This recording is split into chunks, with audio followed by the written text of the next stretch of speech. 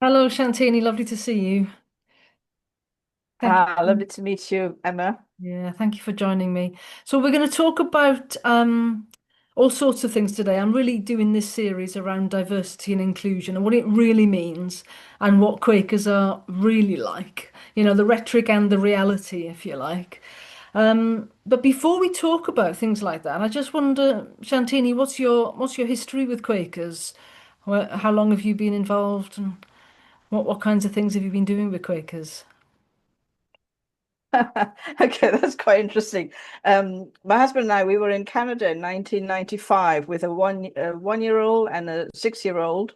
And as teachers, we were looking for a lifestyle where one of us could stay at home. And my mother-in-law, Rosemary Cawson, a lot of people would know her from Exeter Torquay meeting, said, "Why don't you work for the Quakers?" So we did. We applied from Canada to work for Quakers, and we were invited to an interview in Harlow, Essex. From Alberta, Canada, to Essex. So we arrived in Essex. I think it must have been about July 1996, I think, or 97. I can't remember. Okay. And my sister, who lives in London, and said to me, "Oh, not the Quakers. Oh, they're a very strange lot. They suck you in, and then you never get away." And sure And enough, she it's was true. right, wasn't she? Exactly true. Yeah. So I said to my husband, he'd been to quite a few Quaker meetings with his stepmom, Rosemary, and I'd never been to a Quaker meeting. So I said, "Well, let's go." So we went to, I think it was East Barnet, somewhere in North London, Quaker meeting, and and we just went, and they were so happy to see us because we had two young children. It's, "Oh yeah, your children can go into the children's room." And we just sat there, and it was a lovely setting. It was like a small little meeting, and the garden, I was facing the garden, and it was that time of the year, when it was quite nice and warm. And I just sat, and can you imagine a young mum with a 1 year old and a 6 year old not having children? I thought, "Oh, I like this." So I just sat there, and then somebody stood up to minister, and he talked about the birds and the sound of nature and something. I thought, wow, I thought this was about God. And it sort of drew me in a way that I was quite puzzled, because I come from a very strong Hindu tradition. Both my parents are very, very deeply rooted in Hinduism, and I went to every, Hindu prayer on every Friday, and every day we were asked to, pay homage to the gods and all that. So from that, and I thought God was, like to be revered, you sort of all that. And I really liked that. So, I continued going, and I stayed. I stayed. It was something I was really drawn to because I think I had that spiritual thing in me, Mm. but the connection to God was a completely different way of looking at things. And I thought, I do Yeah. like this, And it you know. still works for you, evidently, because 30 years later, you're still heavily involved by the sounds of it. More so than ever, because besides being a mother, I've been a teacher all my life. I Mm. started teaching in 1981 in Malaysia, and then in Brunei, and then in Canada, and now in England. So I've been a teacher all my life. And for me, what I really, after, I think it was after about 4 years, a couple of Quakers approached us and said, "Have you thought about membership?" you know. And for me at that time, membership didn't mean like putting a stamp on it. It Mm. was just a way of, reinforcing our connection. I said, "Yeah, sure, why not?" So our visitors came, and we became members. And I started attending area meetings. Boy, I loved it. I loved the Quaker business method because as a teacher, attending staff meetings and having all these dissenting voices and throwing, "What did we decide on?" And then, later think, Mm. "I don't remember agreeing to that. And then so the Quaker business method really appealed to me. So I've been very active in on the Quaker admin side as well as Quaker worship, and that sort of, I think that's one of the reasons why I stayed, because both together made me realize this was a method that I really wanted to be part of, Yeah, yeah. you So know. you mean your area meeting clerk and trustee and all that kind of roles? Is that what you mean? Yeah, yes, I think so because in those days, well, North London and London meetings, they're all very, very active, and they have. I was very fortunate that in our local meeting and in our area meeting, we had very, very solid Quakers. By solid Quakers, I mean, people who really understood what it meant to be a friend and just be connected to each other, you know. And they invited me to so many sessions. And because they knew I liked the business method, I was also invited to be assistant to the assistant clerk. They say, you don't have to do anything, you just have to sit with us. And when one of the assistant clerks is not available, you can be the assistant. So Mm, I was trained by very, very, um, you know, very, very experienced friends. If you think mm. of people like Kate Green and London Quakers, you just mention names, a lot of people would know them, and so I really, really appreciated that. I had Yeah, my training from the very beginning, and yeah, I didn't take on any serious sort of roles. I just enjoyed being it. Even when we were short of a um, clerk of overseers, everybody looked at me. I was only like 4 or 5 years in Quakers, and I said, I don't mind doing it if I have an experienced friend next to me. So this 80-year-old friend, Margaret, she just died actually. She was 100 and something. I went to her 100th birthday. It was a couple of years ago. Can you imagine, Margaret? She said, Shanthini, I'll sit with you. And so we used to meet in her kitchen, in her house at the kitchen table, and I'll do all the work. I'll do all the agenda, computer work, and all that. And I'll be guided by Margaret.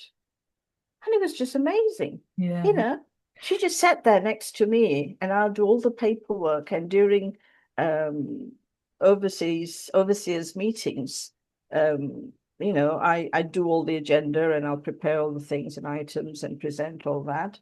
And I learned how to be clerk of overseers even then.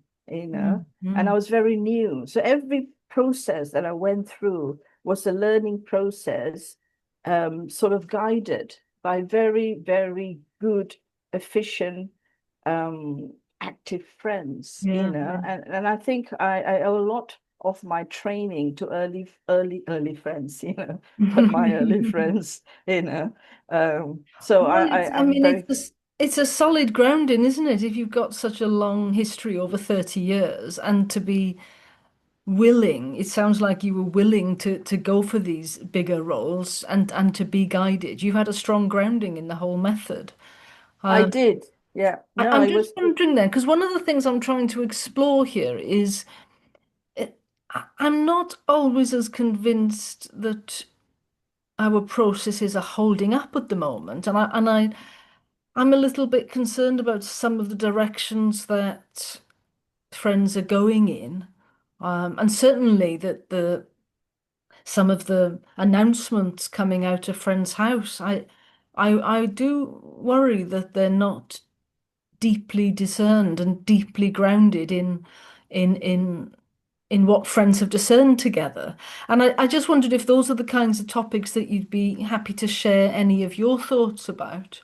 oh, Um, definitely, definitely. Yeah, no, seriously, I, I, I am so grateful to friends in those days who grounded me in the Quaker process, because for many years after that, I continued doing, being involved in, area meetings and national committees too. I've been in two national committees and, wandering around the country, attending committee meetings and all that. And it was very, very different then. You know, today, we seem to be so, so divided in so many issues. I don't know what to do about it. I'm actually at a loss, and it's only in the last little while that a few friends and I have got together and we've said, hey, wait a minute. We are the weighty friends now. We know stuff. We don't have to be worried about, being directed in the different way that we don't like. Why don't we direct? Why don't we be be the channels? And we've become a little bit more vocal, but we're still very, very hesitant because you're right. The voices coming out from different parts of Quaker circles is quite scary. I mean, my friends, we were few of the quite large groups of people who really, really fought hard against the word overseer being taken out of the thing, and we tried everything. I had emails from friends down south everywhere, and we talked about it, and in the end we said, okay, all right, never mind, all right, it's in the name. Maybe it's important to them, but we know that oversight is oversight, so Mm. we just used it in the way that we like it. But Yeah, we understand that there are friends who maybe do not have that kind of insight into what it means to be a Quaker and what oversight is. We have a friend who really understands language and the words, and I mean, she describes it beautifully, where it comes from and what it means, and how we really we did not get this right. She said, but we've let it go. So these are some of the things we've had to struggle with. yeah. So of course they've changed that term now. We have all changed that term to pastoral care rather than the use of the word overseer. And I gather the change was for reasons of political sensitivity, perhaps is the word to say, that it was felt to be offensive or somehow relating to some kind of slave past or something. Is that the are those the kind of reasons why we've all fallen into unity with that particular move, do you think? Well, yes, anything you mention slaves and all Quakers go, oh my God, we have to repent and all that. Even I mean, Mm. Friend's House very quickly removed the name William Penn from one of their rooms. I mean, that really upset so many of us. I mean, William Penn, what can you say, right? This is one of the pioneers of Quakerism, and we talked about it endlessly, and I've watched lots of videos about William Penn, thinking, maybe I got it wrong, because it does say in Quaker Faith and Practice, might not you be mistaken, and I thought, okay, all right, I'll check on it. But no, if you read the stories, you read the literature from back then, William Penn may very well have had slaves, but my feeling is it was something that even friends had to do. Maybe they had to protect, slaves then. So they took slaves in to protect them. It could be, so we're interpreting what they went through in from our point of view, which is totally wrong. In that time, in that period, if you hadn't lived there, how would we know how Quakers handle slaves? I mean, there is a sort of book, isn't there? I can't remember. I read the book about the slave who ran away, and Yes, oh, what was that book? yes, I know what you Yeah, I remember. I'm not, I read that book too, and it says quite clearly how Quakers really tried to help, mm, slaves were running away from difficult owners and all that. So, why did we jump on that bandwagon, when we know very well that Quakers were one of the few organizations that fought so hard for, the abolition of slavery and all that? Why did they trust the Quaker method, trust that we were pioneers in what we did and what we were representing, represented in those days and now, right? Why are we so scared? Why don't we stand up and say, no, no, yeah. we were there. We know what we're talking about. Yes, I mean, in my interview with Graham Taylor, who's a historian, he was talking about the William Penn situation, taking the name out of Friend's House. I mean, he was aghast, really. And I just wonder why we've got ourselves into that position as a society across Britain. Why have we got ourselves into that position of being so fearful about somebody historical like that? As you say, we don't know what they were going through. We can't, from our point now, look back and really know what they were going through. But it's also the case that we're not perfect, are we? None of us are perfect, saintly beings. We all have complicated characters. So it does worry me that sometimes there's a whitewashing, that might be the best word, trying to somehow cleanse all of our present and all of our past as if Quakers are somehow perfect. Um, and it bothers me. It bothers me greatly.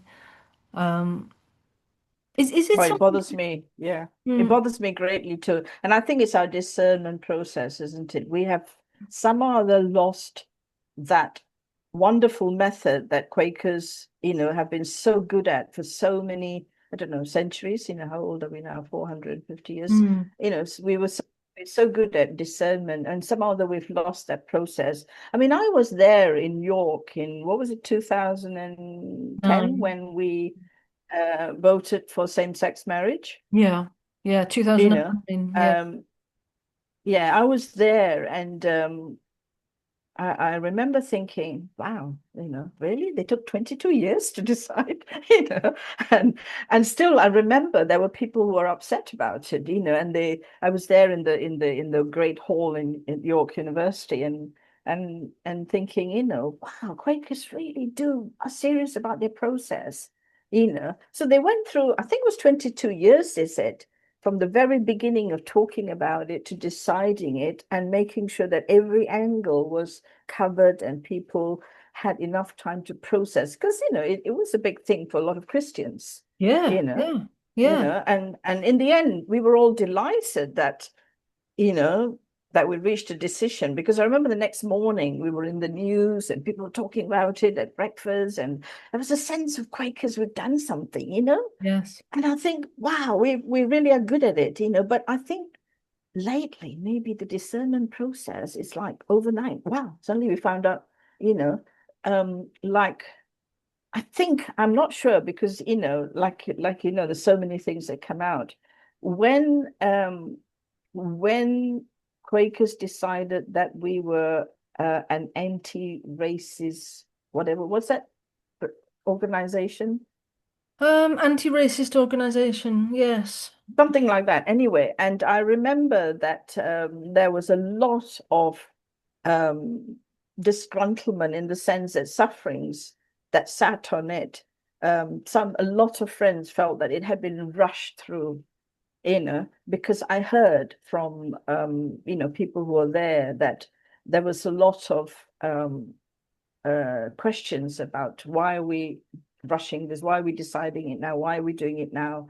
And their voices apparently were sort of not quite, the balance of pro and con was, like, not sure, and they just went ahead with it, So in that kind of way, it seems as if a lot of decision making has been pushed through without Mm. enough discernment, maybe, and people are not trusting the Quaker discernment method, saying, oh, we're taking too long, maybe, So but why are we rushing it then? Because I think on a number of issues, I think this has been rushed. And I mean, reparations is a particular approach that's still under discernment now, but it still feels like it's being pushed through quite quickly. I must admit, I'm not wholly on board with the need for reparations for something that happened hundreds of years ago, about which we don't know that much. I'm not wholly on board with that. So I suppose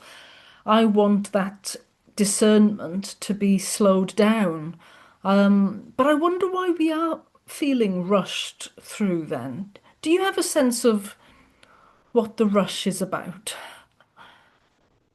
it seems as if we want to please everyone all the time at the moment. We want to please groups of people who have looked at us and saying, why aren't we doing enough about this? Why aren't we doing enough about that? And I think, for me personally, I feel Quakers are spending so much time discerning on processes that are not, I don't know, what was the, I was part of Quaker QCCIR, which is Quaker, the Quaker Christian and what is it, Quaker, Interfaith relations. yeah, Quaker Christian and Interfaith Relations for 6 years. For 6 years, I was part of that committee. When I first joined, Janet Scott was clerk of it, and there was Beth Allen. And I remember sitting through all these meetings, thinking about, what um, um, our faith is all about, and what we're doing this, and can't remember why I started talking about QCCIR now. Well, we were talking about what the need for the rush is, and Ah, thinking yes, that what was it. other Yes, people think about us. yes. There was a member of our committee, and we had meeting for worship every morning. Every morning, a few of us would get up at 7 a.m., have meeting for worship, and then we'll go into breakfast, and then we'll start our committee meetings. And I got to know so many interesting people. And there was a member there who was part of Sufferings. And I remember this friend was telling us that Sufferings was going through a difficult process where there were too many hands raised during their meetings. People popping up and down, like they want to speak, they want to speak, they want to speak. And apparently there was a suggestion that the whole of Sufferings should be meeting for worship. That it wasn't a committee. That I don't know. He said it in such a lovely way that I thought, wow, if that could happen, that would be really, really wonderful. So the whole process of decision making was a meeting for worship, and everything was discerned in that quiet, worshipful way. I mean, we do our business methods, our meeting for business for worship, but he was talking about actual meeting for worship, that there's nothing. There was no agenda, no this, no that, just quiet meeting for worship. And from that, what arose, right? And I thought that would be a profound experience to be Mm. part of. And I think this idea that, we have the agenda. If you look at Suffering's agenda, I mean, wow, it's packed, isn't It's it? You packed. know, and Yeah. maybe there's that feeling of, tick box, yeah, we've Mhm. done that, we've done that, we've done that. And Yeah. why? Where are we heading? Well, Where are we rushing and off to? yearly meeting is the same, isn't it? And again, I was speaking to, I think, interview number 59, I think, Alison Mitchell, who we were talking about yearly meeting agenda, is the same, and it's absolutely packed. And I just wonder if you think about, well, why is that? Why is that? I I I think it's got to come back to the fact that we have a body of staff who need to be kept in jobs. I've said that so many times. A few of us said that. My friend, she goes on, she said, oh, by the time you go to Facebook, Twitter, all this, she said, these are views that people are putting forward, and this is, run by staff. And are they Quaker staff? We don't know, right? So people are being paid to actually keep this things going, keep these activities going. I mean, at Quaker Space this morning, I opened up my Facebook, and Quaker Space, there was a post about, why don't we make sure that we all get our pronouns right? And whoa, whoa, whoa, are we going back again? I thought we were done with pronouns. I thought this was the pronouns stage was over, right? Because I was never into it being an English teacher. I never thought pronouns would work because, remember, Quakers didn't have titles to their names and didn't doff their hat and whatever. Suddenly, we've all got all these titles next to our names. Mm. Why? Why do we need to know who you are? I don't really, doesn't really matter to me whether you're a man or a woman or a trans or a gay or a lesbian or a black or a white or a pink or a purple. You just come, and I only see that of God in you in any meeting, whether it be meeting for worship, whether it be in a business meeting. Mm. I only see that of God, or I try to anyway. Well, we Sometimes it's try hard. to, yeah.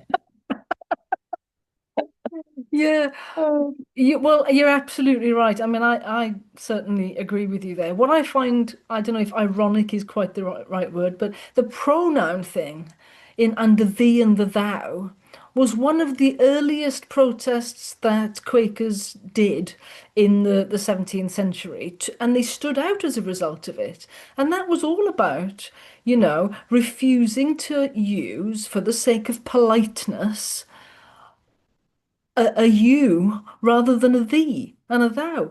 And I think, well, here we are, I don't know, 350 years later, and suddenly we're kowtowing, or some, certainly a vocal minority are kowtowing to this new pressure group of the right thing to do, the polite thing to do, is to use these magic pronouns that people want us to use.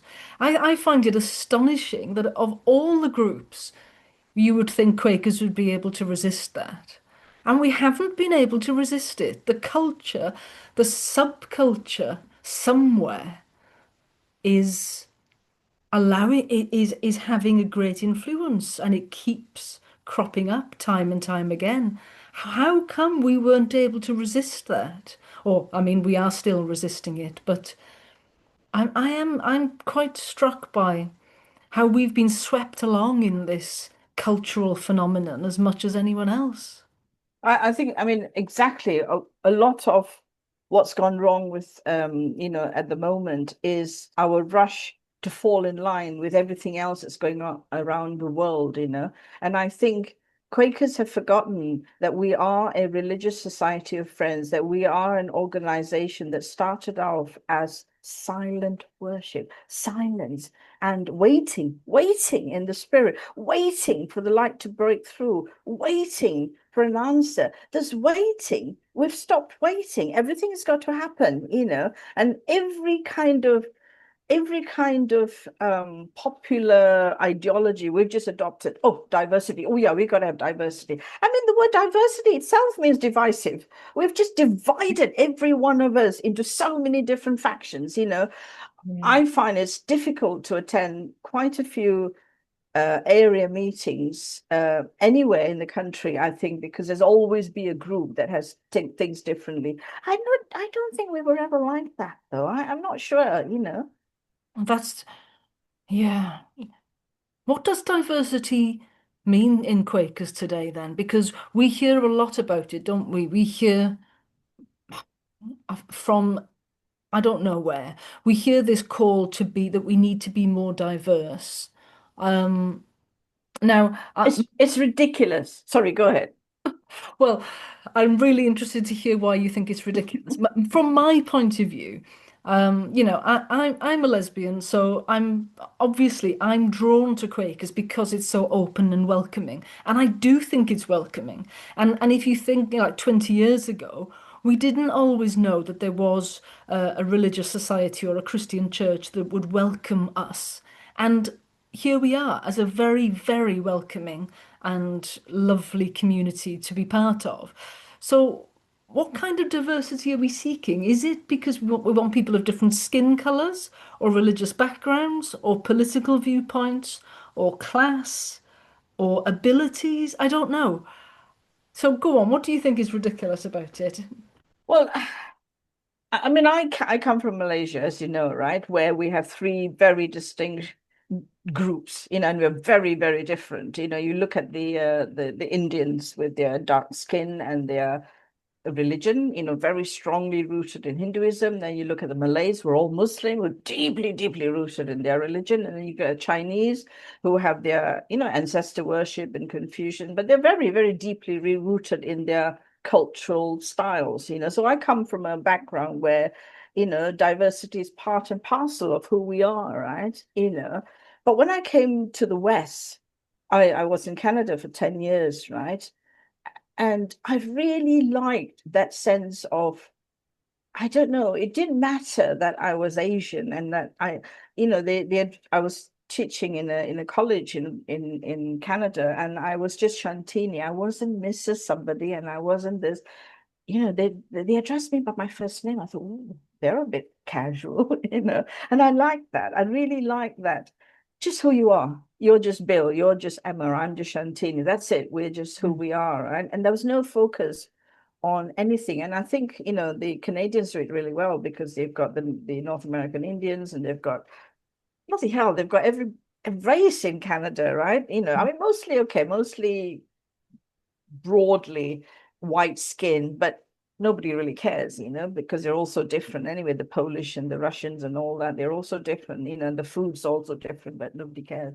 And then I came to England and I discovered Quakers. And again, in Quaker meeting for worship, we don't focus on the individual. We are a circle set together. I mean, how wonderful is this practice where everybody's in a circle, everybody's quiet, everybody's still, and everybody is looking inward, but waiting for the light to come through to look outward. I mean, this is like a beautiful image of a Quaker worship. Where did we get the idea that making it more diverse would make it more interesting? You know, um, we are obsessive about diversity because, and this is where I'm going to be politically incorrect, I think Quakers have opened the floodgates to new people coming in, but have not given them enough guidance. There is no proper guidance nowadays. Like I told you, how I was guided by all these Yeah. really, really worthy, deeply rooted in Mm. in Quakerism, all these friends, and I felt guided by them. I didn't open my mouth for like a few years before I knew what it was, what ministry meant, because I was learning as a Yeah. teacher.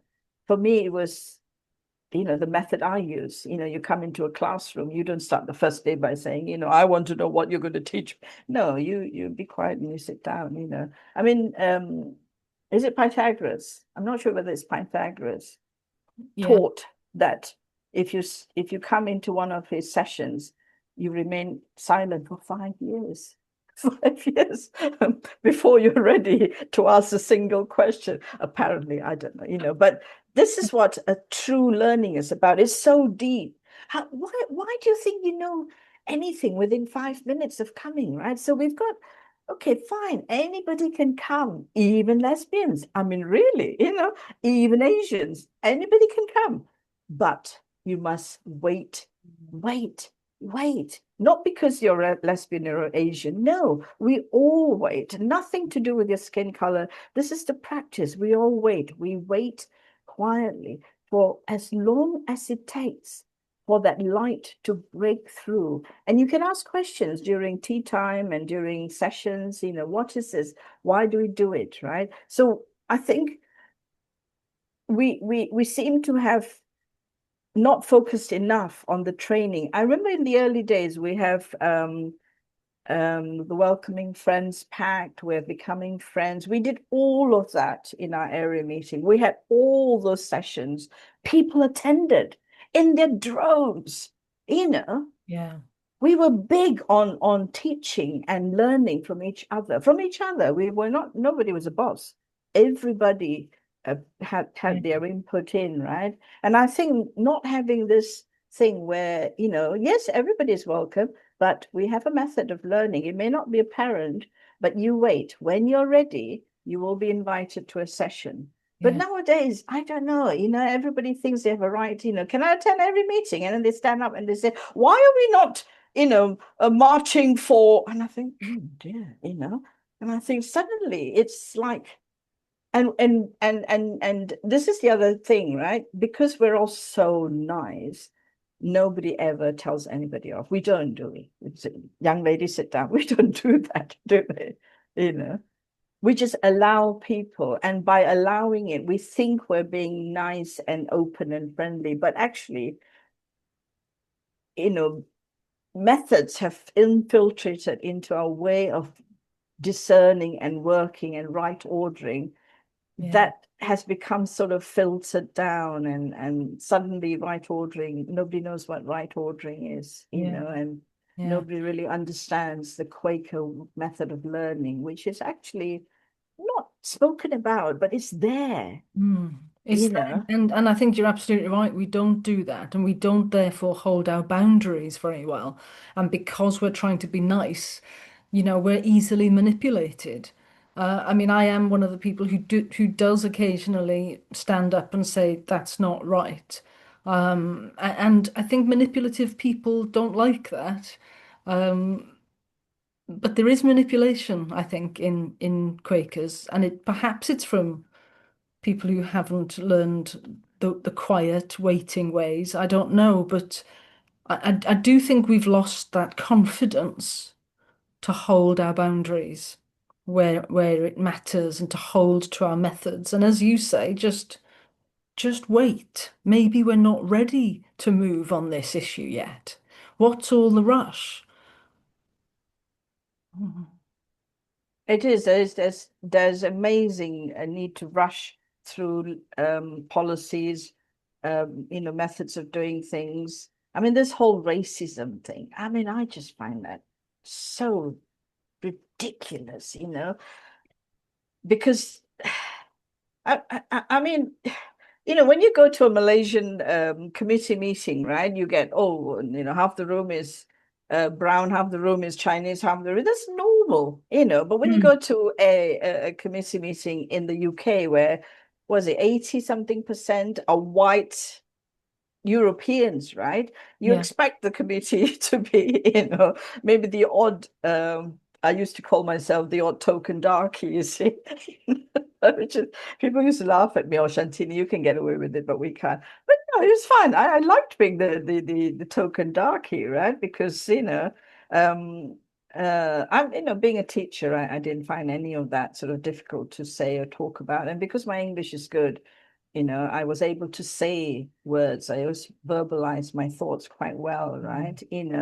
But that is true. What is so wrong about having a group that looks so much like one type? Because you're just one type at the moment. Yeah. This rush to mix things up and be diverse and be this and be that. I mean, so many of us have been accused of being unwelcoming, and you think, what does it really mean? I mean, I've attended, because as a warden, I was a warden, my husband and I were wardens for 17, 18 years. We Okay. attended we attended lots and lots of outreach sessions, get Jeffrey Durham was the first one, who was leading one of the sessions, and we had, play what you call it, playing roles and all that, Oh, yeah. but welcoming and all that. And there's so many different ways of welcoming. Some people don't like it if you speak to them. Other people get offended if you don't speak to them. Yeah. You can't get it right, you know. But what does it say about somebody who comes to two meetings and says, oh, I don't like those Quakers. Oh, they're really so unwelcoming. Nothing. Okay, sorry, maybe I was in the kitchen, maybe I was in the loo, maybe I was, I don't know, sorry, maybe I didn't see you, but if it's Yeah. if it wasn't meant to be, you weren't meant to be, thank you very much for coming, but maybe this is not the place for you. Yeah. But we're so scared to say that, Yeah. then we And blame ourselves. We were unwelcoming. I mean, one of the things that my personal ministry really, I feel compelled to do it, which is that whenever I sit in meeting, I look around and obviously, well, you know instantly who the regulars are, who people who don't come very often, but they've turned up this week, and who, oh, I've never seen that person before or whatever. And one of the things that I do is I view the meeting for worship through the new person's eyes. And I remember back to 20 years ago when I first came, and I think about what is going on from the viewpoint of that person who's just walked in. And I do whatever I can to make that a smoother process as I think might work. And then take their lead. I might go and have a chat with them, but sometimes they rush out, don't they? They don't like to talk. Sometimes they do want to stop and talk. But the only unwelcoming thing that I see in Quaker meeting is is where people are a little bit I don't know if shy is the right word, but a little bit reluctant to begin the conversation and just say hello. And I find that people go off and have little conversations with the friends they already know well. And sometimes a new person is looking around for someone to talk to, and nobody goes to speak to them. And that's the only thing that I feel we don't get right sometimes in our welcome. Um, but I think that you mentioned racism, and I think it's very powerful to hear from you because obviously, if there is racism, we would expect you to be feeling it, or to be observing it, or to be noticing where we fall down as Quaker community and culture. Um, so, are you saying that you don't experience or witness racism amongst Quakers in the UK? Not at all. Never, never, never. It's not possible to be racist. You know, yes, you can on the streets, of course, because people look at you, oh gosh, that's a different face today. She doesn't look like one of us. And I don't blame them. I did that the other day. I was coming out of my gym, right? And there was a guy who was an obvious refugee, right? They have that obvious refugee look. And with all that talk about refugees, I looked at him, oh, I'm a refugee. And I thought, I bet he thought I was being a bit negative about it. But I was just curious. I thought, oh, we've got a refugee in Liverpool, right? And I thought, so people, but when you go to, well, what happens in a Quaker meeting, right? I've been to so many, as you know, all around the country, even in Canada, I went to the Quaker meetings. You walk into any Quaker meeting house, what's the first thing you get? Sometimes an elder comes to you and shakes your hand. Sometimes somebody directs you to the place, and then there's a meeting for worship, and then there's tea and coffee, right? Now, very rarely do you get a person who's different who wants to come to a Quaker meeting because they don't feel, oh, I don't know, I don't think they'll accept me, right? I don't know. It takes a lot of courage to walk into a room where you're the only one that's different. Mm. That's true. Okay. Yeah. But a Quaker meeting is not like any organization. We are spirit-led, right? No, if you're coming in because you're curious who the Quakers are, right, you would have been drawn, you have been guided internally. There must be some sort of spiritual message going through you, right? And okay, maybe you don't walk in the first time, you turn around and you leave, say, maybe not this time. Then you're drawn again, you come in, right? But if you stay, right, you will find, not maybe you're not ready, but the rest of us, we know that a Quaker meeting is led by the sense of the fact that we are going to experience something which is beyond us, some sort of presence, some divine thing. We're all hoping for the ultimate, of course, war, the light comes through the middle, but, maybe not. But I've experienced quite a few gathered meetings where the stillness is so profound. Everybody's just rooted to their chairs for like a minute or so after meeting, and then they open their eyes, and there's that look, and it's so nice, right? Okay, so a disruptive meeting where you get somebody standing up and maybe, I've experienced that in some meetings. You do have the odd Bible basher. Okay, fine. Jesus said, and you think, oh gosh, that's a bit strange, But seriously, do you think in any Quaker meeting, anybody would look at you as if you were not fit to be there, not allowed to be there, not welcome? I don't know. I find this concept that Quakerism exists racism exists in a Quaker-led environment, almost impossible to believe. I've traveled the world. I've worked in Asia. I've worked in North America. I've worked in Europe. I've been to so many places, so many different. My husband's white male, Christian, Buddhist. I've been to so many Buddhist meetings. I've been to churches, temples, synagogues during my interfaith sessions.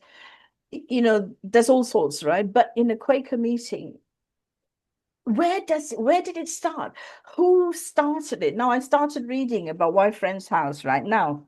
Apparently, at Friend's House, lots of people come and go, lots of things happen. Apparently, there were quite a few elderly, white hat, very distinguished looking Quaker women.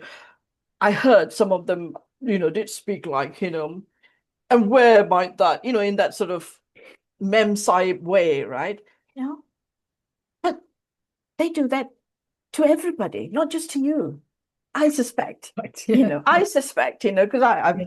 I've experienced that, so a real Quaker, I mean a real English woman, they're so nice, they're so wonderful. They're like characters in a Jane Austen novel, right? I love them. I really love them. I think they're all characters, but someone who's experiencing a bit of negativity that day, a bit of low self-esteem, may feel, is it because I'm black? Is it because, and yes, that's fine. But why then tarnish the whole lot of us with being racist? Somebody had a bad day, somebody had bad experiences, but we are not, definitely, I can put my money on it, I can put all my money on it, and say we're not an anti-racist organization. No way, no way, right? If you want me to speak in forums, I can speak very, very clearly and loudly about why it cannot be, right? But we have employed people to explore this on our behalf, paid staff. Now, paid staff. Paid staff to explore the fact that we're racist. Is that what you mean? Yes, yes, exactly. So, what is involved here, right? Now, if they didn't find any racism, would they lose their job? So I don't know.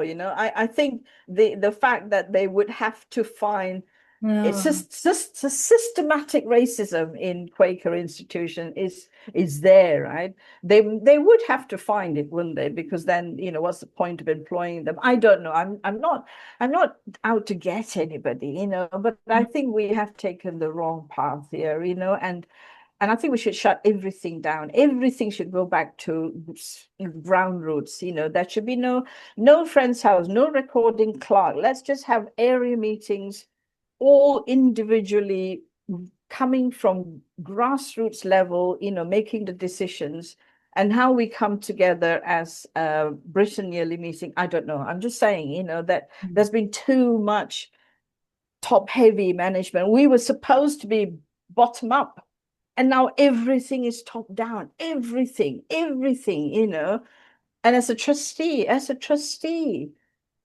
I'm very troubled by that as well, right? Because I'm beginning to make decisions about my area meeting, and I'm thinking now, was that, do I have a right to say all these things? Or do I have, and I look at things and I study it and I think, we need to look at it. I mean, do you know how many friends are against the fact that we became a charity? I've heard all this as well, because it means that we have to conform. We have to go by these guidelines. We cannot dictate to them. They have to dictate to us, you know. But okay, we made the decision. Fine.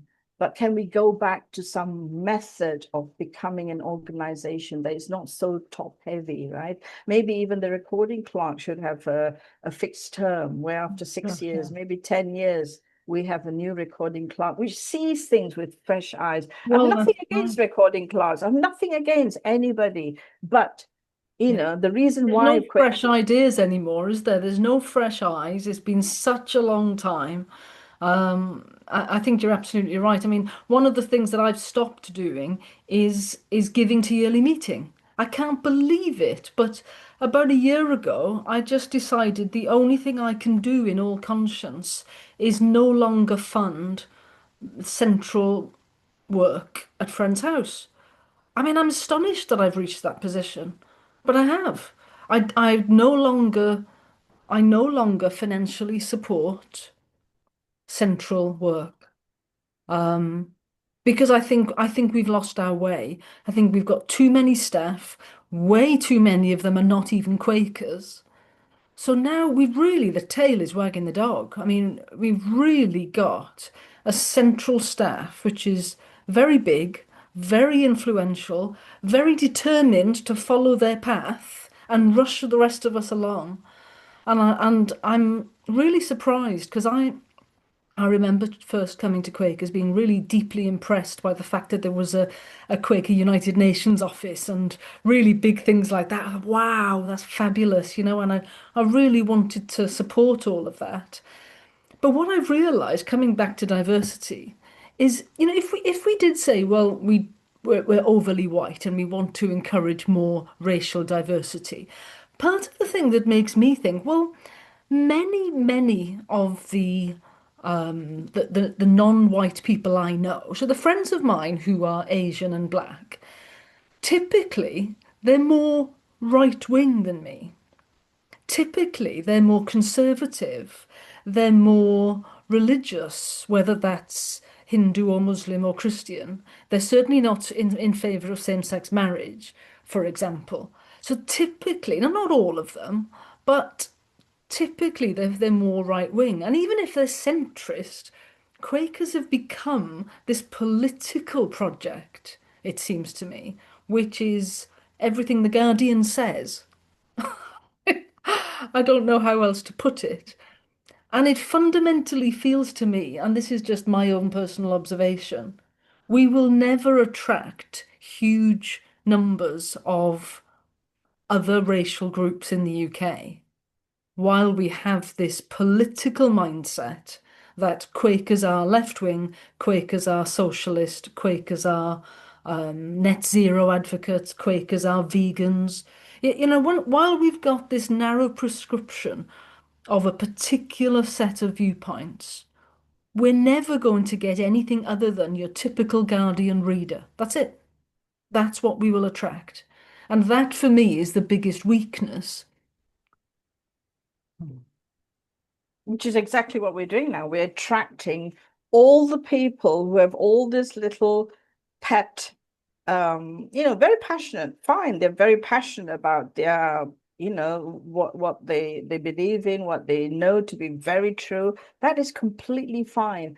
But again, I come back to our Quaker worship. If we go back to who we really are, I've noticed actually the Friend has started producing a few more spiritual type articles. You know, the Friend is very interesting to follow the trend, right? Because I'm not sure whether it was a year or two ago when Quake, the magazine Quake, I think is it an online one? Oh, yeah. Yeah, it was always about, wow, everybody's doing this, doing that, doing that. If you look for anything spiritual, oh, it might be at the bottom of the page somewhere if you're lucky, right? But the Friend suddenly seems to be, oh, there was two articles on George Fox.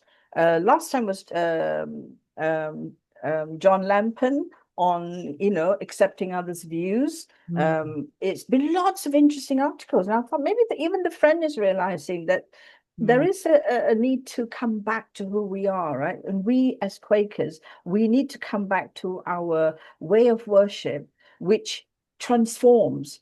If you look at, I think it's 101, isn't it? Faith and Practice 101. Quaker is a method of worship that transforms us and lets God lead us, guide us, and then we become the people we're meant to be, which is what we say in Experiment with Light when Rex Ambler wrote those words, right? To become the people we're meant to be, right? But we need to be guided by the light, right? If we can completely take us back to that my first meeting in Barnet when it was all about nature and the light coming in through the room, right?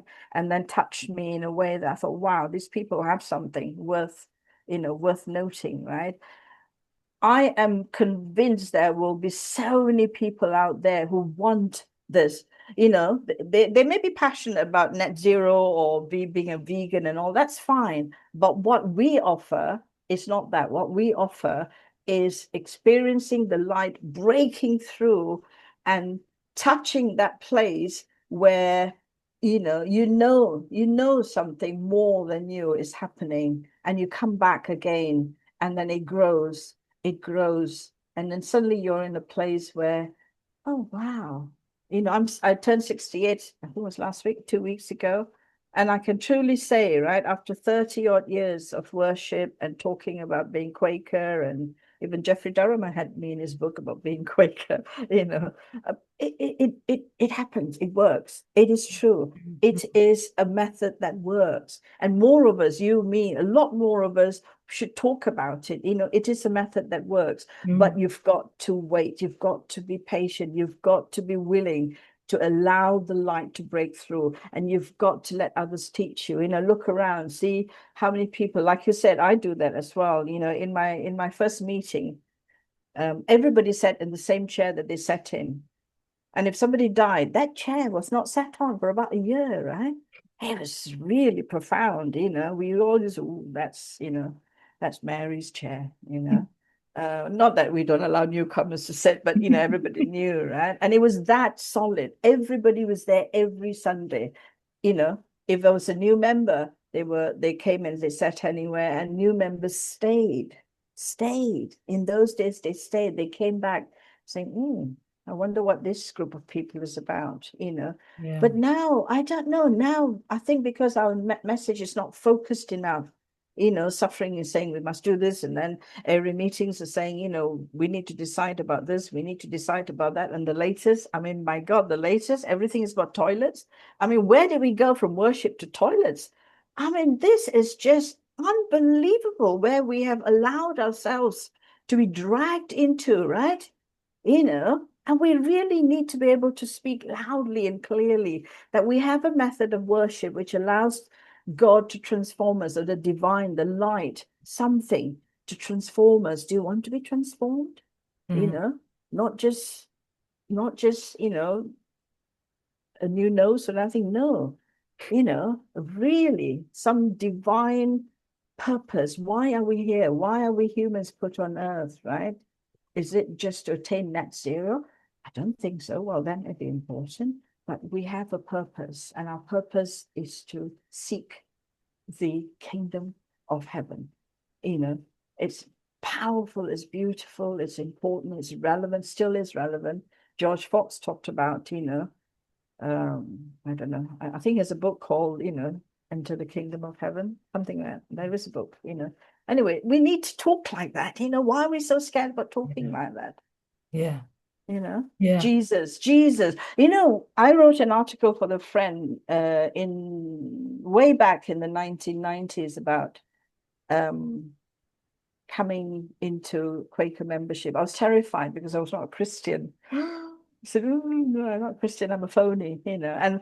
And when I used to go to those QCCIR committee meetings, I used to talk to very experienced, worthy friends, you know, about, you know, I'm not Christian, you know, there's a lot of committee agenda items about Christianity. And why do you want me here? And they say, oh, no, you're very relevant to our purpose. Stay, right? So after 3 years, I said, no, I've had enough. They said, no, we're extending your thing to another 3 years. And I said, no, you're spending too much money because they have to pay for me to go to all these meetings. They were all over the country, you know? Mm. And I stayed. And it was in my 4th year when I realized what it was all about, what it meant to be a Quaker. And I think it was, you see, George Fox was born in the place and the period where Jesus Christ, was the main worship type person. I grew up where, you know, Krishna and Shiva and Lord, you know, all these people were the main people. But it's not that I had a different God. The God was the same. Mm. The Christ consciousness was the same. So deep down inside, I knew I had the Christ consciousness, the Krishna consciousness. And when I understood that, I thought, oh yeah, no, I'm a Quaker, you Mm. know. And Mm. I think that's where that's a selling point as well, right? Because, Absolutely. you know, I mean, I shouldn't say this, but can you imagine how many disgruntled Muslims there are, you know, who want to try and get away, you know, because they can't. You know, I have a lot of Muslim friends, but coming from Malaysia, right? And you know, you can't get away. Once you're a Muslim, you're always a Muslim. And a lot of them in Britain feel they can break away because there's nobody watching them. Because if you're in Malaysia, you're not allowed, you know, you're not allowed to change religion. Can you imagine not allowed to change, you know? So Mm. if we attracted people to say it's not about the fact that you're not a Christian or not a Hindu or not a Muslim, no, it's about the fact that we have this method of worship that brings into power all the consciousness of the whole universe, where we become one. That circle, when that circle becomes one, wow, you should experience that. And I think, you know, let's sell this idea, you know, let's write a book together, Emma, you and I. Hey, fabulous, fabulous.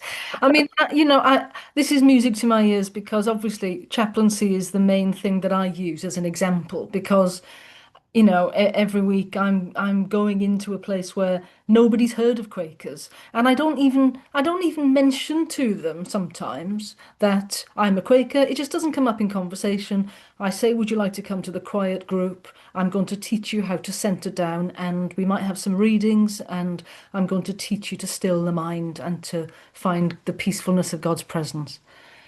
And so many people, they just look, well, I mean, what's the emotion in their face of desperate hunger and longing for that. They almost burst into tears when they say that sounds lovely. That is just what I need. I need that. And you can see they're almost tearing up just at being invited. And I haven't mentioned Quakers, you know. And even when they come and we go around and I do have to teach them a little bit, and I've got the confidence, I suppose, to do that. And it comes from a spiritual confidence as well as a teaching confidence, I suppose. But it's not so much about us as a political body or as a religious group. For me, it's the spiritual method, it's the spiritual practice, and it's music to my ears to hear you say a very similar thing, really. We've got something so precious, and every time we get a headline for some kind of protest or march, I think it's an opportunity lost myself. We spend so much of our time and giving so much headspace to things that are outside of the central core of who we are. Yes, of course, we have work to do, we have families to feed, and we have gardens to Yeah. tend to, and all that. But when we come together in that space, right? One of the friends from QCCI, I wrote in the friend as well, he said, "Oh, for Quakers, we have 1 hour a week on a Sunday, 1 hour. And yet people bring all sorts of other things into meeting for worship about, why aren't we doing this? Why aren't we doing that? Why can't we just devote that 1 hour to God or the divine or the light? Make it as completely, I don't know, just, but then this is the other problem, you see. People came into Quakers thinking it was all about that and that and that. So the message we're sending out through Friends House, maybe, or through our magazines and our Facebook posts. I mean, Quaker space pronouns. I mean, really pronouns? I mean, in this day and age, you want to talk about pronouns when, the world is kind of yearning for some sort of peace and love and warmth. I think people think that you can't talk too much about peace and love because, oh, we've done that. You can't talk too much about the silence. Oh, we've done that. No, there's never enough of that level of conversation, that space, right? We all need to get into it at every moment of our lives. When I sit on the bus, I'm aware that I'm in the space with all these people in the bus. And if I center down, because I do healing prayer as well, when I see a mother and a child having a difficult moment, I say my healing prayer. George Fawkes talked of that infinite ocean of light and love, which is continuously overcoming the ocean of death and darkness. And I send that ocean of light and love, I say, "Ooh, have a bit of this." And you do feel, Yes. my husband says the same thing. He's an elder at the meeting, and he said, he likes going to public spaces and being the Quaker, the only Quaker there sitting still and sending that peace and calm. He said, sometimes you do feel everything Yeah. gets calm, maybe it did work. And of course it works, you know, And you see, for me, this is more inclusive. Like very, we are talking about now is real inclusion and real diversity, perhaps as well, because you welcome everyone, no matter what their background and their interests and their politics and their actions. You're welcoming everyone, you're including everyone. And while we collectively and centrally seem to talk about inclusion, I just wonder, I worry sometimes that we're excluding people. I through these videos, I come across people all the time who say, "Oh, I don't go to meeting anymore. Oh, I grew up a Quaker, but I can't do that anymore." They're so self-righteous and they're so, you've got to do it their way or the highway, and they've just lost kind of the clarity of it being a spiritual process. And it's become about, can I get on board with all of these political messages? So I think it's more excluding, you see. And I don't know that I don't know whether centrally people on committees or like the Quakers on committees or the senior staff at Friend's House, I don't know. I don't know whether they think I'm just wrong or this analysis is just wrong or simply if it's about job preservation. And yeah, I'm pretty critical, to be honest with you, I think, of the fact. Yes, I can. I've been there, done that, Emma. I've been told off so many times, and and ignored and all that because they don't like the message, and I think I have a feeling. There's a famous saying, resist not evil. Mm, Okay. So you've got a tide of these things coming, right? And I think we just sort of, let it pass, because I think ultimately, if we just carry on, carry on, carry on in the way that we understand is really, really what Quaker. I mean, Early Friends, you read about Early Friends, you read all, I mean, Faith and Practice is a wonderful book about the experiences of early friends, the light, George Fox sitting and saying, "Oh, I'm lost, help me, give me the message," and all that, right? And I think you let it go, because in the end, ultimately, people will realize this is the only way that works. Everything else will have to fall away, because they've lost interest in that project and this project, and now you've got the only way that is going to provide you. I think age matters as well. I know a lot of some very young enlightened friends. That's wonderful, but it does take years and years and years and years of practice to come to that place where you say, um it's it's good what you're doing, carry on, but don't criticize them too much. Let them be, right? And we just carry on with our way, which is the worship, which is the quiet worship. Carry on with what we do. Spread the word, spread the word. Like when you found me through, I don't know what means, right? Because I've mm, been disgruntled for a while, think it was yeah, trustees, dealing with all these,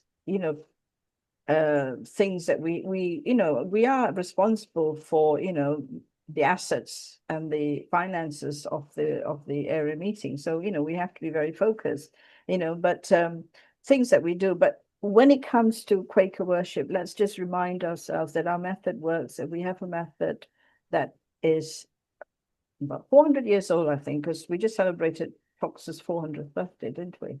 mm, Something like that, and that mm, we will spread the light far and wide enough that people will come to understand us. There's lots of people who, like you said, people have left, but they haven't really left. They're just waiting for the light to break through so that we can come forward and say, no, we're here for you. Come to a Quaker meeting that allows you to just sit and be the person that you want to be. Nobody will tell you anything else. I think mm. we'll just keep on at it. Let's not lose hope. Let's just gather ourselves, and I don't No, know. I don't lose hope, but it's wonderful to hear you say that, and thank you for that because I we all need reminding and we all need encouraging. Mm. And as you say, that's all we can do really is have these conversations and share our thinking and hope that people learn more about us and come and join us. But it's a very positive note to draw our conversation to a close on, isn't it? We're Very, going. very. I'm delighted. I'm delighted, Emma. When I started watching your Quakerology videos and tapes and all that, and you did a beautiful one on experiment with light with Barbara Charles, and Mm, it really tells you, these methods work. they do. Our experiment with light spreads to North America, Europe, everywhere, right? And I talked to Rex Ambler as well, who came up with this method, and he really, really profoundly understands, the Quaker message, and there's so many, so many, so many people like us, like Rex and Diana Lampen and John Lampen and Mm, all these people, they're still there, right? Let's pull them together and say, let's, you know, reintroduce Quakers to the world. Yes. Well, thank you so much, Shantini. It's been an absolute pleasure talking to you. I know, it's amazing, isn't it, when you enjoy a session? Oh my God, it's been an hour already. Wow. I really enjoyed that, Emma. Thank you so much for thinking of me and inviting me to your session. Yeah, thank Can't you. wait. Can't wait to tell. I'll be on the phone next telling everybody, oh, I really enjoyed that session. Great. Lovely to meet you then. Thank you. Thank you, Emma. Talk soon.